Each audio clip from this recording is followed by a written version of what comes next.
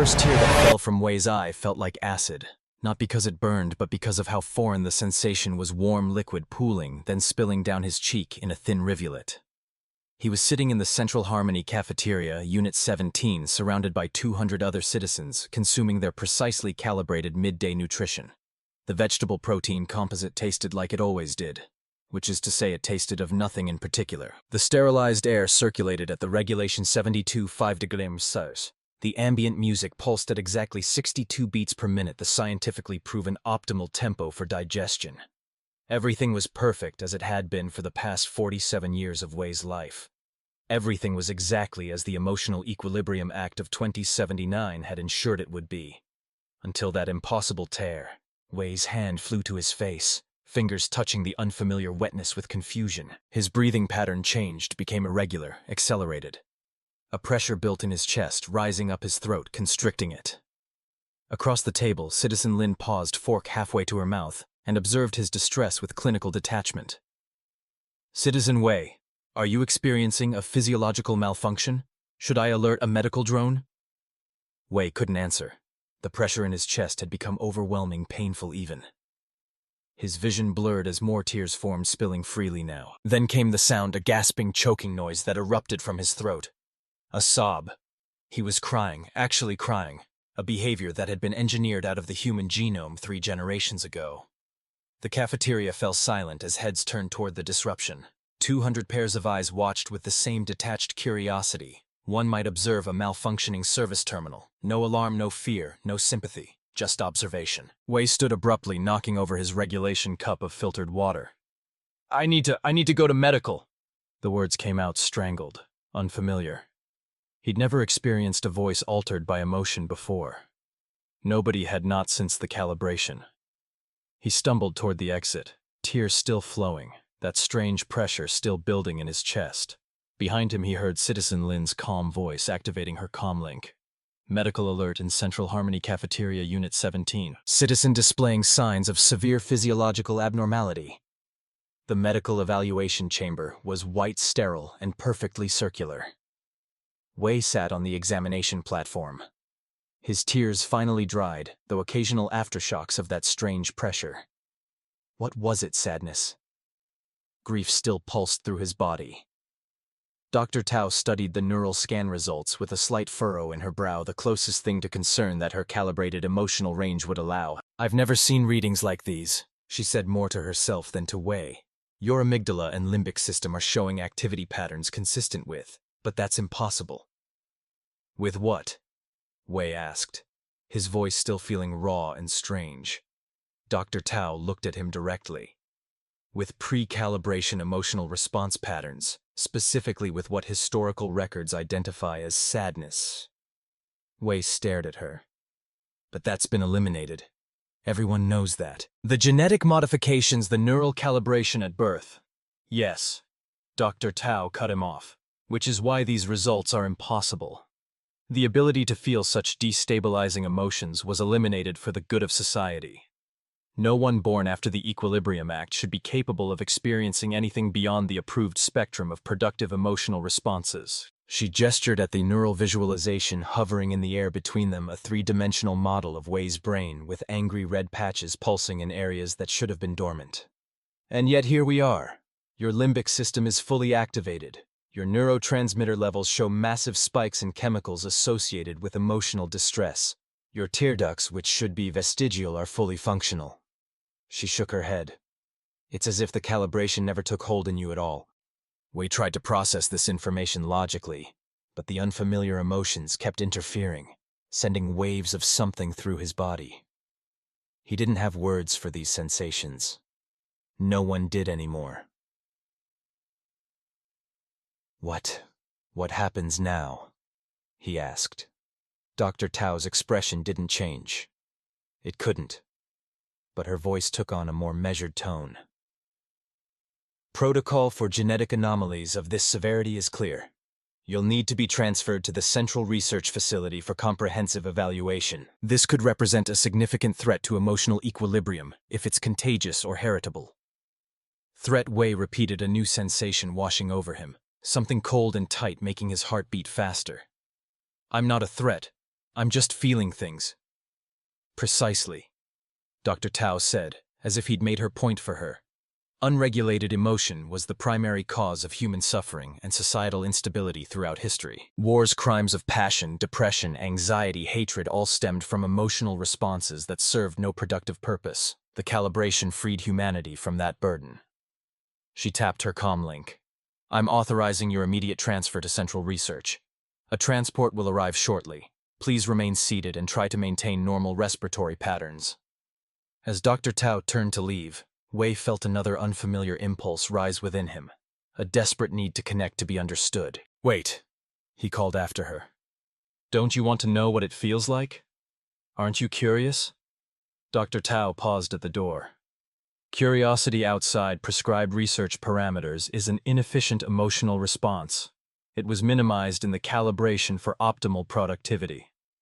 But don't you ever wonder what we lost, what was taken from us? Nothing was taken. Citizen Wei, disruptive emotional capacity was eliminated for the collective good. The result has been 3 generations without war, without crime, without the psychological suffering that plagued our ancestors. She studied him clinically. Your anomaly is making you think irrationally. With that, she exited the door, sealing behind her with a soft hydraulic hiss. Wei was alone with his unprecedented emotions, waiting to be collected like a defective product. He touched his face again, feeling the dried tracks of tears on his cheeks. Something was awakening inside him.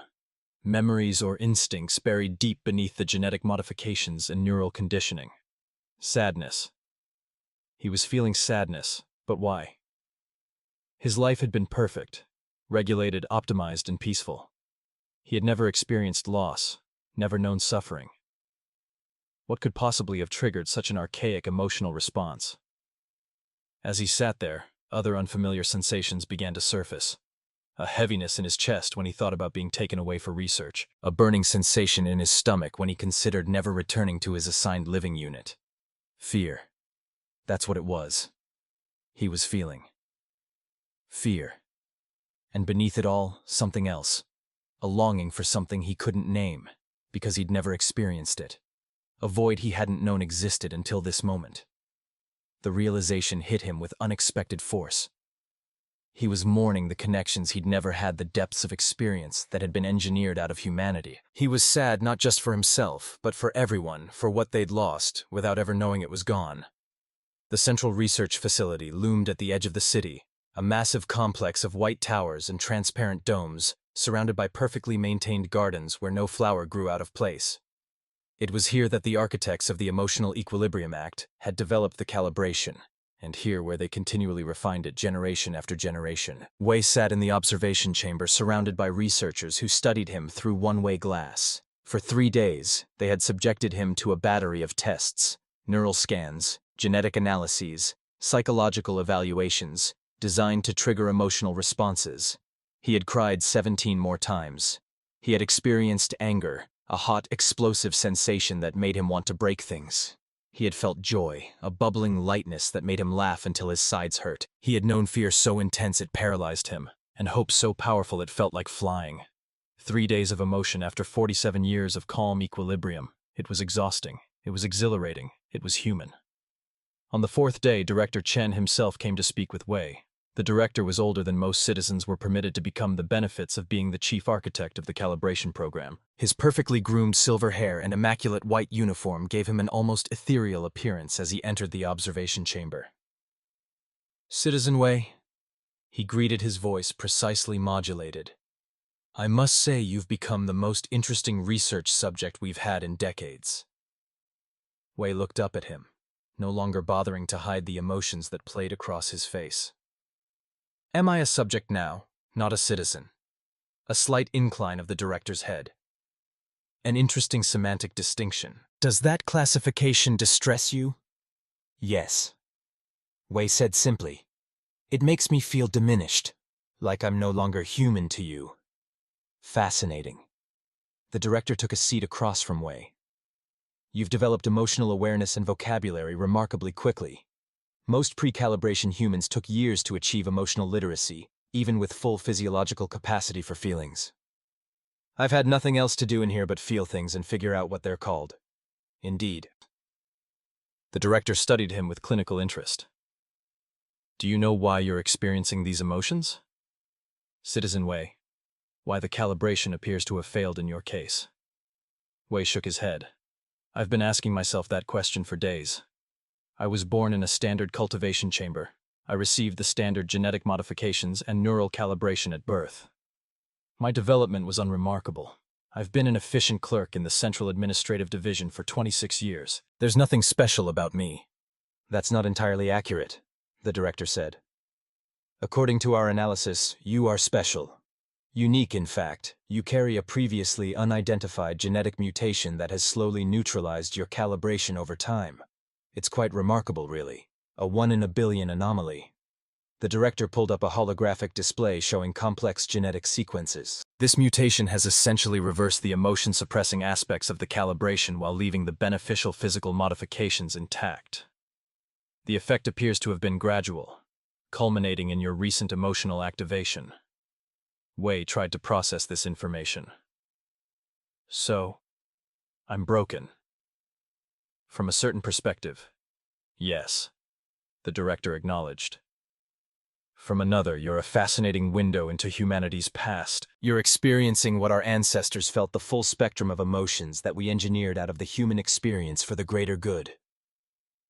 Is it really for the greater good? Wei asked, a new emotion rising within him. Indignation. I've felt more alive in these 4 days than in my entire life before. These feelings, even the painful ones, they make everything more real. The director's expression remained impassive. That's the emotion talking. The historical record is clear. Unregulated emotion led to immeasurable suffering. Wars fought over pride and hatred. Relationships destroyed by jealousy and anger.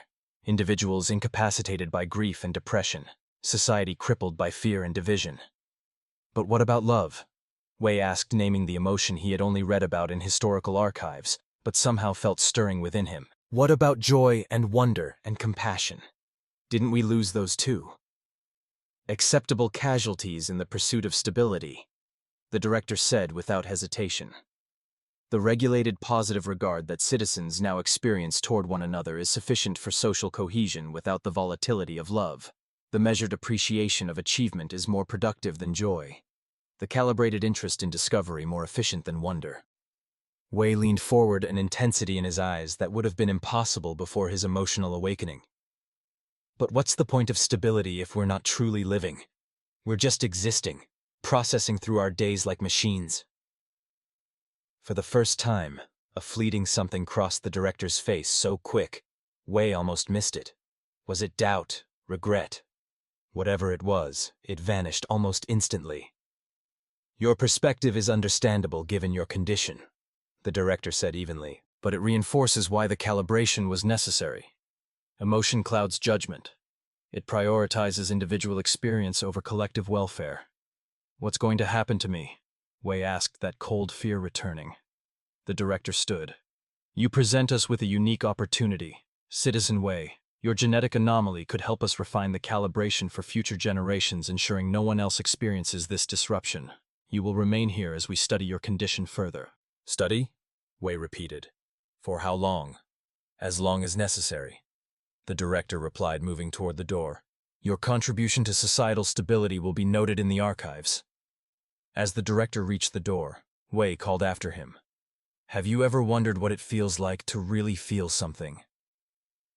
The director paused, his back to Wei. For a long moment, he said nothing. Then so quietly, Wei almost didn't hear it. It doesn't matter what I've wondered. The door slid shut behind him, leaving Wei alone with his unprecedented emotions once again. That night, as Wei lay on the observation room's bed staring at the ceiling, the door to his room slid open. He sat up expecting another researcher with more tests, but instead found himself facing a young woman in a lab assistant's uniform. Quickly, she whispered, glancing nervously over her shoulder. We don't have much time before the next security sweep. Wei stared at her in confusion. Who are you? My name is May. I'm part of a group that's been watching you. She stepped into the room, letting the door close behind her. Your case has caused quite a stir, even with the directors trying to keep it quiet.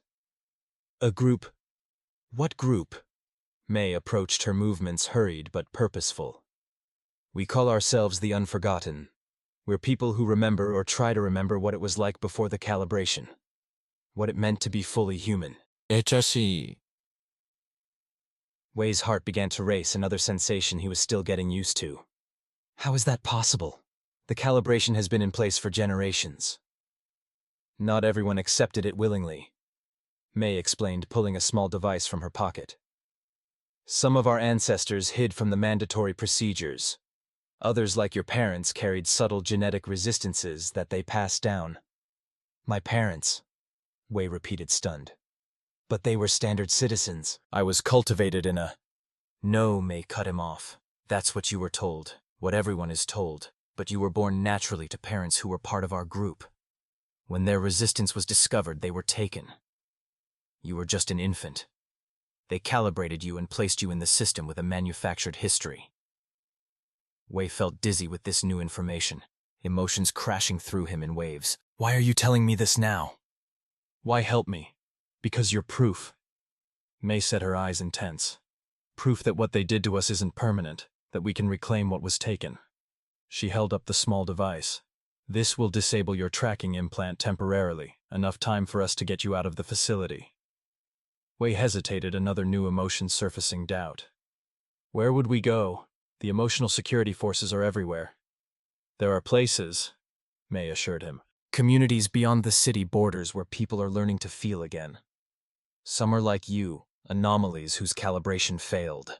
Others use neural stimulation techniques to awaken dormant emotional pathways. She extended her hand to him. But we have to go now. Director Chen has authorized a procedure for tomorrow morning. They're going to correct your anomaly. Wei understood what that meant. They would take away these new feelings, return him to the muted existence he'd known before. The thought filled him with a grief so profound it nearly paralyzed him. He took May's hand. The journey through the facility was a blur of sterile corridors, service elevators, and moments of heart-stopping tension as they narrowly avoided security drones.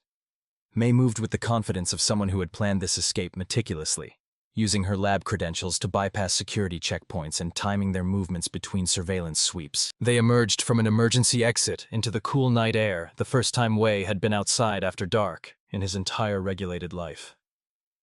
The stars above blazed with a beauty that brought tears to his eyes. It's so much, he whispered, overwhelmed by the emotional response to simple starlight. May squeezed his hand. That's how it is at first. Everything feels too intense. You'll learn to live with it, to cherish it, even the overwhelming parts. A small transport vehicle waited in the shadows beyond the facility's ornamental gardens. As they approached, the door slid open to reveal a driver whose face bore something Wei had never seen before in his calibrated society. Laugh lines around the eyes, a mouth that seemed naturally inclined to smile. Welcome to the land of the living, the driver said as they climbed in. I'm Zhang, former emotional security officer, if you can believe it. Current emotional disaster area. He grinned as he said this last part, introducing Wei to yet another new concept, joking about one's own pain. As the vehicle hummed to life and pulled away from the central research facility, Wei looked back at the gleaming white towers where humanity's emotional capacity had been studied, classified, and ultimately controlled.